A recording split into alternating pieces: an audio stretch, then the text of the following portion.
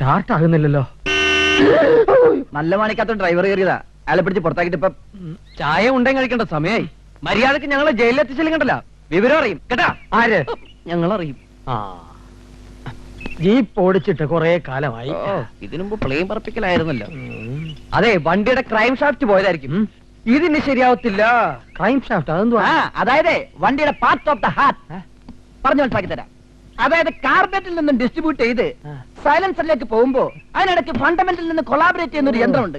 ആ യന്ത്രം നഷ്ടപ്പെട്ടാൽ ഈ വണ്ടി എന്നല്ല തീവണ്ടി പോലും റോട്ടി കിടന്നോടൂല. ഇതൊക്കെ നിങ്ങൾക്ക് എങ്ങനെ അറിയാവിടെ?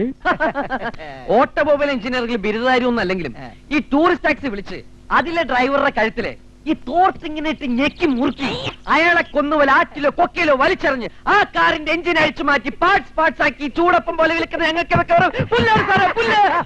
പുല്ല് വർത്തമാനം പറഞ്ഞു നിൽക്കാതെ എങ്ങനെയെങ്കിലും സ്റ്റാർട്ട് ചെയ്യാൻ നോക്ക്. നിന്നെയൊക്കെ സമയത്തിന് അവിടെ എത്തിച്ചില്ലെങ്കിലേ എന്റെ പണി പോവും, എന്റെ പ്രൊമോഷൻ പോകൂടാ. അയ്യോ, സാറിന്റെ പ്രൊമോഷൻ പോവും.